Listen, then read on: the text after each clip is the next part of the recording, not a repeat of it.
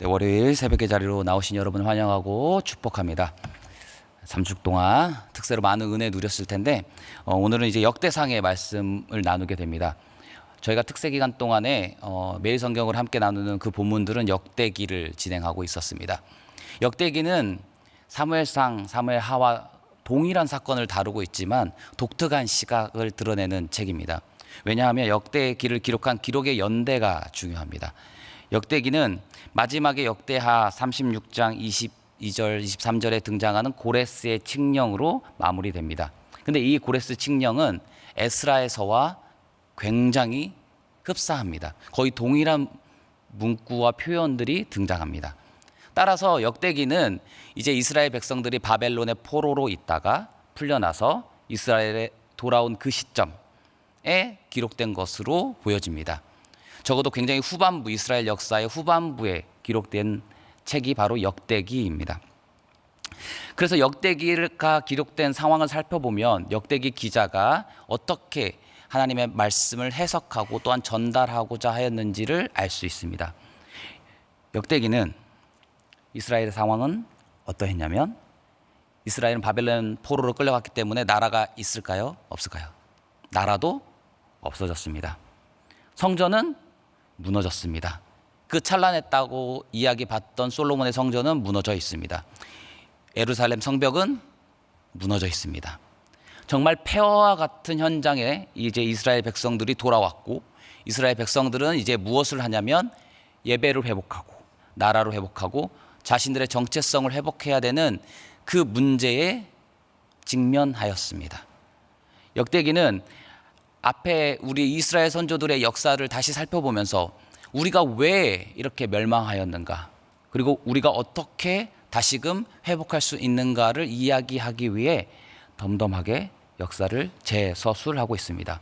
그 해답은 다시 말씀으로, 다시 예배로, 다시 하나님께로 돌아가는 것입니다. 오늘 본문을 살펴보면 오늘 본문은 성전 건축의 시작 지점에 놓여져 있습니다. 성전 건축의 마음을 품었고 성전을 건축하고자 준비했던 인물은 이스라엘 왕이었던 다윗입니다. 바로 앞 본문인 역대상 22장 7절을 한번 살펴보실까요? 역대상 22장 7절을 살펴보시면 이제 다윗이 솔로몬에게 이렇게 설명합니다. 너가 성전을 건축해야 될 텐데 이 이유가 바로 내가 너에게 이 성전 건축을 넘기는 이유다라고 설명합니다. 7절 다윗이 솔로몬에게 이르되 내 아들아, 나는 내 하나님 여호와의 이름을 위하여 성전을 건축할 마음이 있었으나 8절입니다. 여호와의 말씀이 내게 임하여 이르시되 너는 피를 심히 흘렸고 크게 전쟁하였느니라. 내가 내 앞에 땅에 피를 많이 흘렸은즉 내 이름을 위하여 성전을 건축하지 못하리라. 9절입니다. 보라, 한 아들이 내게서 나리니 그는 온순한 사람이라. 내가 그로 주변 모든 대적에게서 평온을 얻게 하리라. 그의 이름을 솔로몬이라 하리니 이는 내가 그의 생전의 평안과 안일함을 이스라엘에게 줄 것임이라. 10절은 함께 읽어보실까요? 시작. 그가 내 이름을 위하여 성전을 건축할지라. 이스라엘의 위에 굳게 세워 영원까지 이르게 하리라 하셨나니. 이제 이것은 다윗 언약의 한 장면입니다. 다윗이 성전을 건축하고자 하였는데 하나님께 들은 말씀은 무엇이었죠? 너는 건축을 해서는 안 된다. 피를 많이 흘렸다. 전쟁을 많이 했다. 너의 아들이 이제 세울 것이다라고 설명합니다. 그런데 이게 독특한 상황인 것은 사실 고대 근동이나 인류의 역사를 살펴보면 큰 건축물 그리고 무언가 기념할 만한 건물을 건설하는 것은 누구의 역할이었냐면 전쟁에서 크게 승리한 자의 역할이었습니다. 그가 누리는 특권이었습니다. 나라를 넓히고 나라를 위대하게 세운 사람은 자신이 얻은 그 땅을 과시하고 또한 자랑하고 보여주기 위해서 무엇을 하냐면 큰 건물을 세우게 됩니다. 여러분 이제 오늘 날씨가 좋으니까 쭉 올라가시다 보면 광화문 지나서 독립문역 쪽에 가면은 독립문이라고 저희 이제 건축물이 있습니다. 그 건축물은 사실은 그 파리의 개선문을 본받아서 지은 건물입니다. 그런데 파리의 개선문은 또 어떤 건축물을 본받아서 지었냐면 로마에 있는 또 로마 시대에 있는 개선문을 본받아서 건축했습니다. 로마 시대, 고대 시대부터 전쟁에 승리한 자는 그 개선문을 통과해 들어가면서 승리를 자축합니다. 그러고 나서 하는 행위가 뭐냐면 자신의 이름으로 딴 건물을 건축합니다. 그래서 누구누구 황제의 누구누구 건물, 이렇게 자기의 이름을 남기는 거죠. 그 이름을 남기고 자신을 자랑하고 보여주고 내가 얼마나 큰 업적을 이루었는지를 설명합니다. 그런데 하나님의 성전은 위대한 승리를 가져온 다윗이 짓지 않습니다. 전쟁의 승리자인 다윗이 건축할 수 없다고 하나님이 명백히 선언합니다. 왜냐하면 하나님의 성전은 이제 이스라엘이라는 왕국이 왕국으로서 자리를 잡았다는 약속의 성취도 아니고 다윗이 위대한 왕이라는 선전 포고물도 아닙니다. 무엇이냐면 하나님께서 약속하신 그 약속에 대한 성취이기 때문입니다. 하나님께서는 출애굽기에 이렇게 약속하셨습니다. 출애굽기 25장 8절에 내가, 하나님께서 말씀하시죠, 그들 중에 거할 처소를 그들이 나를 위하여 짓되. 출애굽기 시점에서 어떻게 이스라엘 백성들이 살까, 이스라엘 백성들이 어떻게 살아야 되는가를 이야기하시면서 무엇이라 이야기하시냐면 내가 임재할 것인데 내가 임재할 그 건물, 성전을 이스라엘 백성이 건축할 것이라고 예언하셨습니다. 그 당시는 성막이라는 옮겨 다녀야 되는 상황이었습니다. 그럼에도 불구하고 어느 한 장소에서 반드시 그 성전이 건축할 것이라고 하나님께서 이미 예언하고 계십니다. 따라서 성전의 건축에 있어서 가장 중요한 초점은 무엇입니까? 건물입니까? 아닙니다. 하나님께서 임재하시고 하나님께서 함께 하신다는 약속의 성취, 내가 그들 가운데 있을 거라는 약속의 성취가 중요했습니다. 따라서 위대한 승리를 가져왔던 다윗이 아니라 누가 성전을 건축해야 되냐면 솔로몬이 건축을 해야 하고, 솔로몬이 건축했을 때 하나님께서 무엇을 약속하시냐면 내가 그와 함께 하리라, 그의 왕권을 단단히 보호하리라고 약속하십니다. 그러고 나서 이제 오늘 본문이 23장 1절이 시작합니다. 이제 다윗이 솔로몬으로 넘어갑니다. 다윗이 나이가 많아 늙음에 아들 솔로몬을 이스라엘의 왕으로 삼고, 다윗은 많은 준비를 하였습니다. 22장에 보면은 금 10만 달란트, 은 100만 달란트, 노철, 그것으로도 부족해서 건축을 할 장인들 다 섭외해 놓고 이제 솔로몬으로 넘어가는 시점에 이르렀습니다. 솔로몬의 왕의 계승이 역대기에서 독특한 이유는 성전 건축이라는 키워드로 진행된다는 것이 독특합니다. 여러분, 이제 사무엘상 지나서 열왕기상의 시작에 다윗의 왕권이 누구로 넘어가게 되죠? 솔로몬으로 넘어가게 됩니다. 한번 집에 가서 다시 살펴보시면 열왕기상 1장에서 벌어지는 솔로몬과 다윗의 그 왕의 계승 관계에 있어서 엄청난 일들, 다윗의 무지함으로 보이는 일들, 솔로몬의 왕위의 위기들이 역대기에서는 생략되어 있습니다. 역대기는 초점을 하나에 집중하고 있습니다. 무엇이냐면 다윗으로 솔로몬으로 이어지는 그 관계는 단순한 왕의 계승의 관계가 아니라 성전 건축이라는 키워드로 진행되는 예배 계승의 목적이 있기 때문입니다. 단순한 왕의 계승이 아니라 이제 다윗에서 시작되었던 이스라엘이 점차적으로 하나님께 예배드리는 그 모습들이 질서정연하여지고 성전이라는 곳으로 집중되어질 것이라는 그 연속성, 예배의 이어짐이 역대기 기자에게는 굉장히 중요했습니다. 그 부분을 강조하고 있는 것이죠. 그래서 역대상 23장은 성전이 건축되는 데 있어서 무엇이 가장 중요한가를 먼저 이야기해 줍니다. 무엇이죠? 23장에서 계속 펼쳐지고 있는 것은 레위인의 이름들, 계보들, 족보가 나열되고 있습니다. 우리가 흔하게 생각하면 성전 건축에 있어서 가장 중요한 것은 무엇일까요? 여러분이 생각하는 바로 그것, 무엇이죠?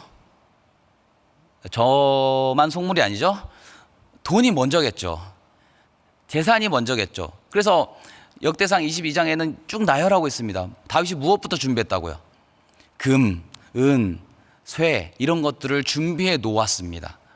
우리가 생각할 때는 이제 이 자원들을 어떻게 사용할 건가, 건물이 어떻게 건축되어야 하는가를 먼저 이야기할 거라고 생각을 하는데, 솔로몬으로 왕위가 넘어가고 나서 가장 먼저 하는 것은 레위인의 족보를 계수하는 것, 레위인의 숫자를 계수하는 일부터 시작하였습니다. 이것은 우리에게 많은 시사점을 줍니다. 하나님의 나라의 정체성을 회복하고 예배를 회복하고 그 모든 과정에서 성전을 건축하는 그 모든 일들이 무엇에 초점을 두고 있냐면 사실은 예배로부터 시작된다는 것에 초점을 두고 있습니다. 우리는 하나님의 임재하심을 늘상 경험하기 때문에 이런 성전 건축에 대해서 와닿지가 잘 않을 때가 있는데, 이스라엘 백성에게 있어서 성전 건축은 무엇의 상징이라고 아까 앞에 설명드렸죠? 하나님의 약속의 성취, 하나님께서 함께 이스라엘과 하신다는 약속의 성취였습니다. 그렇기 때문에 잘 건축하고 싶었을 것입니다. 그런데 무엇부터 시작하죠? 예배를 섬겨야 하는 레위인의 숫자를 계수하고 족보를 나열하는 것부터 시작합니다. 28절, 32절 쭉 살펴보면 레위인의 역할에 대해서 이야기합니다. 거룩한 것을 어떻게 돌볼지, 찬송을 어떻게 할지, 문지기가 누구인지, 빵을 어떻게 준비해야 되는지, 도구를 누가 관리해야 되는지, 이러한 여러 가지 임무들이 나열됩니다. 이러한 임무들의 나열은 무엇에 초점이 있는 거죠? 하나님께 예배 드리는 일에 이 레위인들이 각자 처소에서 각자 역할을 다하면서 섬기고 있다는 것에 초점을 맞추고 있습니다. 예배를 어떻게 하면 잘 드릴 수 있을지, 제사를 어떻게 하면 잘 인도할 수 있을지, 성전이 건축되고 나서 그 이후에 벌어질 일, 사실 성전 건축의 진정한 목적, 예배의 회복이라는 그 목적을 먼저 설명하고 있습니다. 무엇이 중요하다고요? 예배가 중요합니다. 역대기 시점에 있어서 이스라엘 백성은 나라도 잃어버리고 성전도 잃어버리고 성벽도 없어졌습니다. 그러나 이제 다시금 건축에 된 그 시점에 가장 중요한 것은 무엇이라고 설명하고 있죠? 예배부터 회복해야 된다고 설명하고 있습니다. 각자 위치에서 예배의 역할을 섬기는 것, 각자 위치에서 예배를 함께 드리는 것이 중요하다고 이야기하고 있습니다. 이 레위인이 맡은 여러 가지 역할은 레위인에게만 주어진 역할이 아니었습니다. 우리가 이게 교회에서 섬기다 보면 그런 경우들이 많은데요. 각자 섬김에 집중하다 보면 각자의 섬김이 가장 소중하다고 생각하거나, 아니면 각자가 섬기는 일 외에 다른 일을 그냥 무시한다기보다는 모르고 간과하는 경우가 굉장히 많이 있습니다. 예배의 섬김에 있어서 여러 가지 요소들이 굉장히 중요합니다. 오늘 또 반주해 주셨던 반주자도 중요하고, 방송을 인도하시는 분도 중요하고, 각자 처소에서 각자 역할을 다하게 됩니다. 그런데 이것은 너가 이 일만 해라는 의미도 아니고 레위인만 섬겨라는 특권도 아닙니다. 하나님께서는 이 레위인들이 섬기는 일은 실상 우리 모두가 참여해야 되는 일이지만 레위인이 대표로 하고 있다고 설명해 주십니다. 민수기 8장 17절 18절에 이렇게 설명합니다. 하나님께서 말씀하시죠. 이스라엘 자손 중에 처음 태어난 것은 사람이든지 짐승이든지 다 내게 속하였음은 내가 애굽 땅에서 모든 처음 태어난 자를 치던 날에 그들을 내게 구별하였습니다. 이러므로 내가 이스라엘 자손 중 모든 처음 태어난 자 대신 누구를 취했다고요? 레위인을 취하였다고 이야기합니다. 처음 태어난 자 대신입니다. 첫 것을 하나님께 드린다, 첫 것을 하나님께서 취하셨다는 의미가 무엇입니까? 단순히 처음을 드렸다는 의미일까요? 우리가 11조를 드리면서 무엇을 고백하죠? 10의 1조만 하나님 것이니까 하나님 가져가세요, 세금 떼어 드리시듯이 그렇게 드립니까? 아니죠. 11조를 드리면서, 헌금을 드리면서 우리가 하는 고백은 무엇이죠? 하나님, 사실 이 모든 것이 하나님 것입니다. 하나님이 허락하셨습니다. 그런데 하나님께서 저에게 쓰라고 주셨으니 감사함으로 제가 이것을 사용하고 무엇을 드리면서 그 신앙을 고백하는 거죠. 10의 1을 첫 것을 하나님께 드립니다 라고 바치게 됩니다. 따라서 처음을 드린다는 의미는 무엇입니까? 모든 것이 하나님 것인데 처음 것을 드림으로 그것을 증명하고 고백하는 겁니다.